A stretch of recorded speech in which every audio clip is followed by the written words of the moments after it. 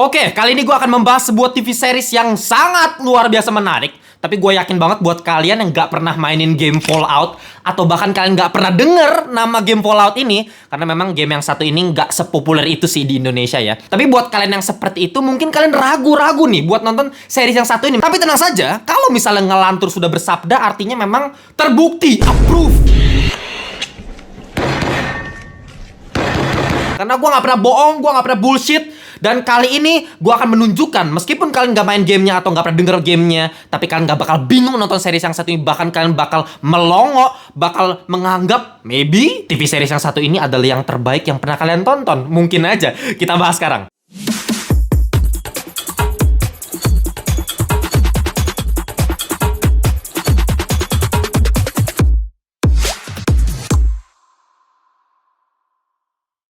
Welcome back to Ngelantur Indonesia. Skui nonton, skip belum? Jangan lupa ya kalian semua ya. Kita kembali lagi di segmen review.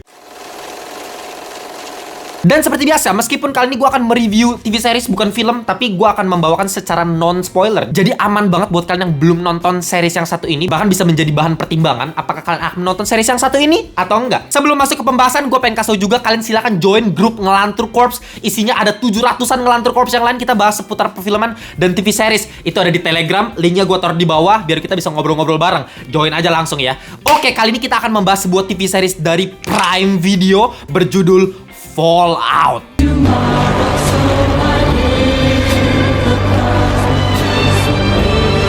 Tentunya series yang satu ini diadaptasi dari judul game yang sama, yaitu Fallout.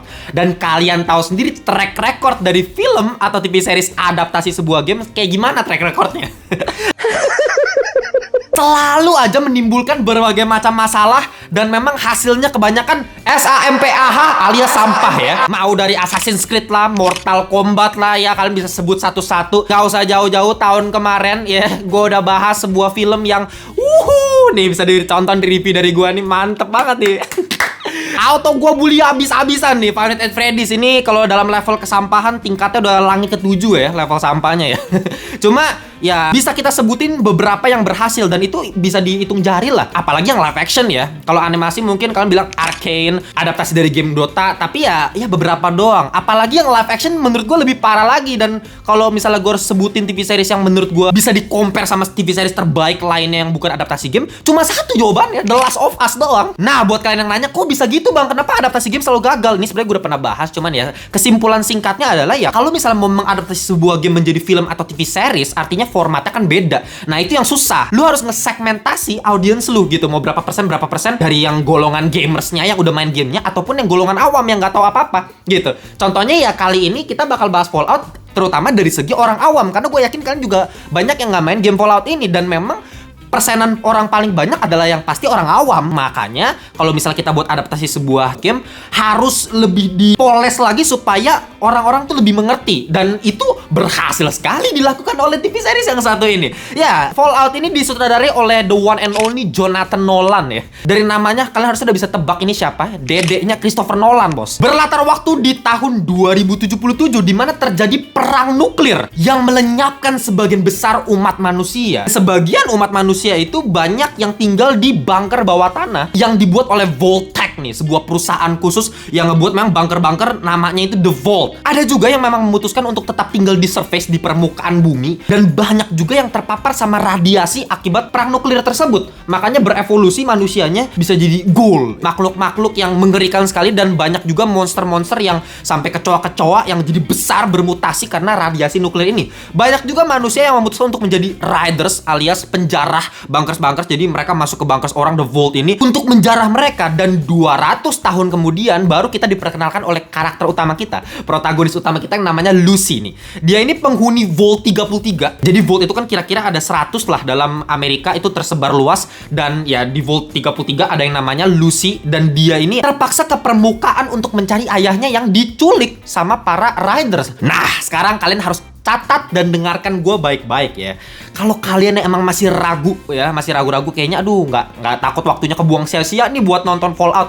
Gini, kalian cuman butuh waktu 7 menit untuk memastikan apakah kalian akan melanjutkan series ini sampai akhir, sampai 8 episode. Karena memang satu episodenya di sekitaran 1 jaman, jadi lumayan panjang. Tapi kalian cuma butuh 7 menit, yaitu di episode 1. Coba langsung nonton aja 7 menit di awal. Gue yakin kalian akan langsung memutuskan, oke, gue bakal nonton ini sampai habis. Karena itu yang gue rasakan ketika nonton opening dari Fallout ini, yang bikin gue melongo, bikin gue shock, bikin jantung gue berhenti seketika. Gue bener-bener terpaku, terdiam menonton openingnya. Dari segi shot, dari segi emosi, scoring musik itu luar biasa. Dan gue yakin ini kayaknya bakal jadi gila ya. Ya, ini series unik banget. Bener-bener lu mendapatkan gabungan dari beberapa genre yang random sekali. Lu bayangin ada science fictionnya, ada actionnya, ada dramanya, bahkan ada westernnya, koboi-koboyan. Dan nuansanya tuh retro futuristik gitu. Jadi kesan jadulnya masih berasa, tapi futuristiknya juga kerasa banget. Jadi ini bener-bener baru banget. This is something new. Gue gak pernah lihat TV series seperti ini sebelumnya. Lu mau lihat dari scoring musiknya, ini dari Ramin Djawadi. Kalau kalian nggak tahu, dia itu yang nge-aransemen musik di Game of Thrones, salah satu TV series terbaik yang mungkin orang-orang juga bakal bilang kayak gitu. Jadi memang kalian udah bisa tahu lah, musiknya tuh bakal keren banget. Apalagi ngeblend sama soundtrack-soundtrack yang dihadirkan yang jadul banget. Bener-bener lagu-lagu klasik, lagu-lagu tahun 1930-an kayak The Ink Spots. Kalian bisa denger musik-musiknya gimana, yang ala-ala swing, easy listening gitu-gitu musiknya. We'll meet again.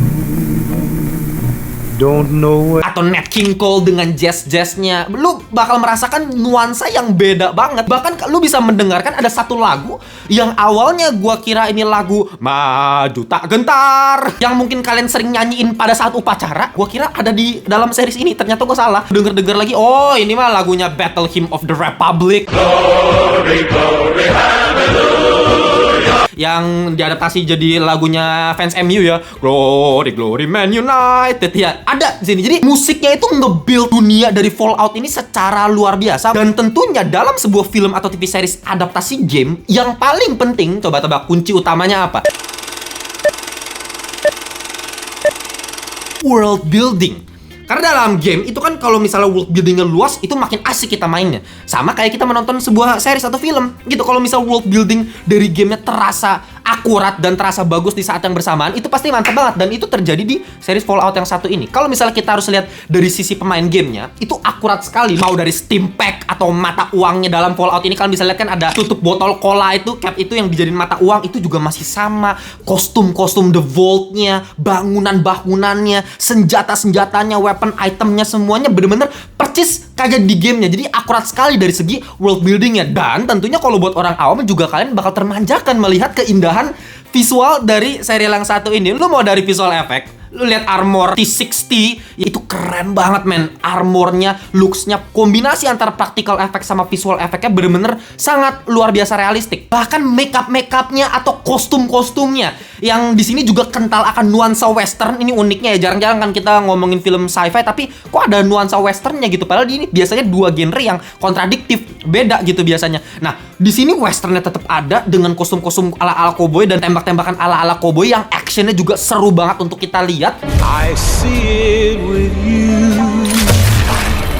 Gue nonton series yang satu ini serasa ngelihat kayak ada nuansa Zack Snyder di dalamnya gitu. Karena banyak banget adegan slow-mo yang memperlihatkan keindahan dari cinematic series yang satu ini. Slow-mo ketika adegan tembak-tembakan, pelurunya dari macro shot, kita lihat dari perspektif POV shotnya kayak gimana. Itu keren banget. Dan uniknya ada nuansa Tarantino ya juga ini. Loh, kok gitu bang? Kok bisa ada Quentin Tarantino? Karena lu bisa lihat banyak banget gore yang brutal, yang darah bener-bener muncrat kemana-mana.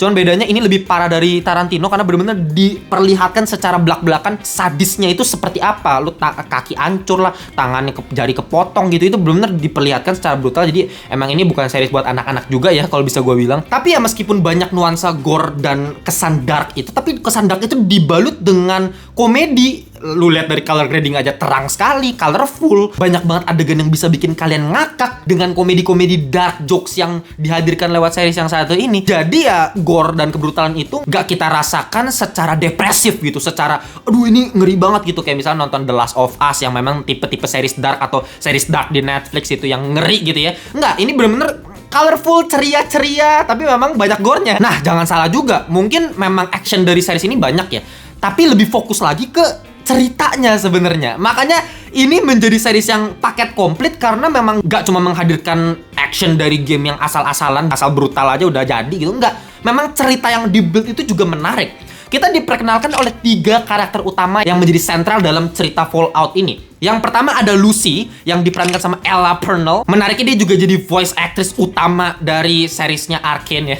Jadi si Jinx tuh dia. Dan gue tahu dia itu di filmnya Miss Peregrine and the Peculiar Child. Kalau kalian pernah nonton tuh filmnya Tim Burton, ya gue inget banget. Cuman dia masih lebih muda di situ. Sekarang dia udah lebih dewasa. Nah Lucy ini karakternya bener-bener polos, naif setengah mampus. Karena ya dari kecil dia hidupnya tuh di bunker The Vault ini aja gitu, dengan damai gitu. Orang-orangnya baik semua. Sedangkan kan dalam permukaan di bumi itu kalau lu keluar, wah orangnya bejat semua, bangsat semua gitu. Dan ketika dia memang harus terpaksa keluar buat nyari bapaknya, wah itu bener-bener kontradiksinya luar biasa. Dia bener-bener naif, polos, yang kita gitu, jangan kayak gitu loh. Yang orang lainnya, wah anjing jahat banget gitu. Dan itu menjadi daya tarik tersendiri untuk karakter yang satu ini. Tapi nggak cuma fokus ke Lucy, kita juga dapat karakter kedua yang namanya Maximus, diperankan sama Aaron Morton, yang memang dia dari timnya Brotherhood of Steel ya. Dengan karakternya yang ambisius sekali, tapi kita bisa tetap dapetin momen demi momen yang bikin ngakak. Dan ada juga karakter ketiga kita, yaitu The Ghoul, yang diperankan sama Walton Goggins. Yang menariknya justru dia adalah karakter yang benar-benar oposisi dari si Lucy. Yang Lucy itu baik, polos, naif. Ini wah bejat tengah mampus. Dan kita kira dari awal memang dia villain utama dari serial yang satu ini. Dengan ala-ala cowboy, dengan topi uniknya, muka udah kayak Red Skull di Marvel gitu, ngeri banget. Dengan gaya tembaknya yang benar-benar ahli sekali. Dia menjadi seorang bounty hunter dan dia punya tujuannya dia sendiri di serial yang satu ini. Jadi memang 3 karakter ini bener-bener gak terkoneksi secara langsung di awal-awal. Bahkan kita bener-bener lihat cerita si Lucy, cerita si Maximus, cerita si Ghoul gitu. Dan ingat, dalam sebuah TV series, yang paling penting dalam karakterisasi itu adalah seberapa karakter itu bisa dicintai sama para penontonnya. Seberapa kita bisa suka sama karakter tersebut. Karena kalau kita udah suka sama karakter tersebut, otomatis kita akan lanjut ke episode berikutnya. Itu udah otomatis. Makanya harus dibuat lovable dulu karakternya. Dan gue sangat setuju kalau si Lucy ini dijadikan protagonis utama dalam serial yang satu ini. Karena benar-benar karakternya yang ceria, periang, polos, tanpa beban hidup gitu rasanya. Itu yang membuat kita suka. Makanya kalau kalian perhatiin anime-anime, dia paling simpel kan, Monkey Luffy, Naruto, karakter utama yang selalu karakternya itu happy, periang, polos gitu.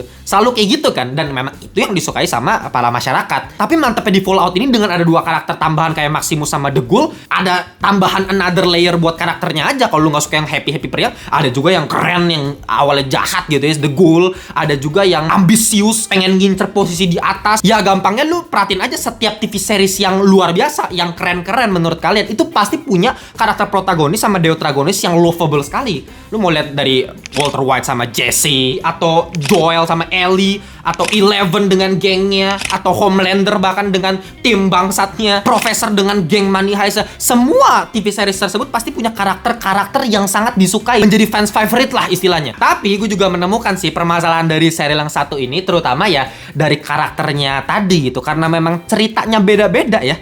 Bener-bener perspektif si Lucy, Maximus sama The Ghoul, dan itu bener-bener lompat-lompat ceritanya. Tapi ketika mereka tiba-tiba bisa ketemu, menurut gue secara logika agak sulit ya untuk memahaminya. Kayak dalam dunia yang kesannya harusnya dibikin gede gitu, world building dari Fallout ini, tapi kenapa mereka bisa tiba-tiba ketemu terus gitu kan? Bener-bener ketemu aja. Padahal kan dunianya luas ya. Dan itu yang menjadi kekurangan sendiri untuk bagian world buildingnya sebenarnya. Dan permasalahan yang paling fatal dari serial yang satu ini adalah terlalu asik bermain dalam subplotnya. Lu bakal nonton episode 1-3 itu menarik karena ya tadi openingnya udah gila. Terus tiba-tiba lu jump time 200 tahun kemudian, dan tiba-tiba keadaannya udah berbeda. Lu harus nyari tahu sendiri kan, kayak 200 tahun ini apa yang terjadi, kenapa tiba-tiba dari yang A tiba-tiba jadi ke B gitu kan. Itu apa misterinya? Itu oke. Episode 1, episode 2, episode 3 ditambah pengenalan karakter-karakter yang cukup menarik untuk kita. Kita dikasih tahu mereka tujuannya apa masing-masing. Tapi setelah episode 3, lu episode 4, 5, 6, 7, itu bener-bener plotnya gue ngerasa muter-muter aja begitu. Terlalu banyak mainin di subplotnya, misi-misi kecil, misi-misi yang menurut gue nggak terlalu penting sebenarnya untuk misi utama yang dari episode 1-3 tadi gitu. Makanya permasalahan berikut yang gue temukan adalah di episode 8, episode terakhirnya. Yang tadi episode 4-7 tuh muter-muter, terlalu banyak subplot. Jadi ketika episode 8 lu balik lagi ke misi utama tadi, gua ngerasa buset kok jadi cepet banget, jadi keras. Dan ini memang selalu permasalahan yang gue temukan dari seri-series bagus lainnya ya. Selalu aja series udah bagus nih, build up-nya episode terakhirnya sampah gitu, karena terlalu di-rush gitu, terlalu cepet gitu. Kesannya jadi agak berantakan, nggak rapi plotnya.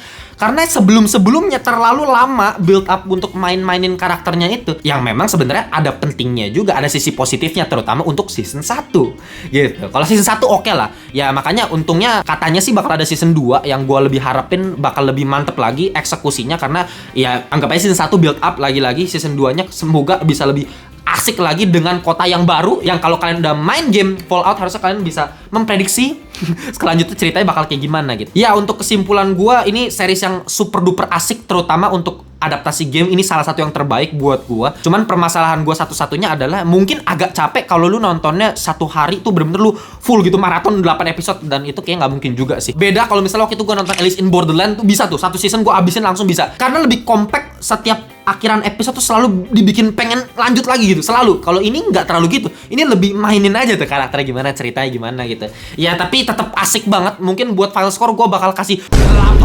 8,8/10 alias cakep ya, hampir di kategori top Marco top ya. Kalau misalnya kita cuman ngomongin secara adaptasi game doang, ini udah pasti top Marco top, salah satu yang terbaik ya. Mungkin satu level di bawahnya The Last of Us menurut gua. Gitu aja pembahasan Fallout dari Ngelantur. Kalau kalian punya pendapat yang berbeda, udah nonton, langsung tulis aja pendapat kalian di kolom komentar. Jangan lupa kita punya membership community, silahkan di join. Kita membernya udah banyak, mulai dari 1000 per hari aja kalian udah bisa join Critical Thinking, udah dapetin live khusus, udah bisa dapetin stiker-stiker yang gue desain secara sendiri, dan tentunya bisa follow-followan gue di sosmed-sosmed itu kalau misalnya join membership community. Atau kalau mau upgrade di Ngelantur Thinking, wah bisa dapet tiket nobar gratis kalau kita bikin nobar, dan ada baju, jangan lupa juga nih. Maaf, ada kesalahan teknis ya di Ngelantur Thinking. Jangan lupa ada video khusus juga, edukasi tambahan. Kalau misalkan pengen dapetin pembahasan seputar perfilman yang lebih lagi dari Ngelantur, silahkan join Ngelantur Thinking. Follow Instagram kita untuk mengetahui update-update seputar Ngelantur, dan join grup Ngelantur Corps di Telegram. Linknya gue taruh di bawah semua. Gitu aja, kita jumpa di pembahasan berikutnya. Bye-bye semuanya.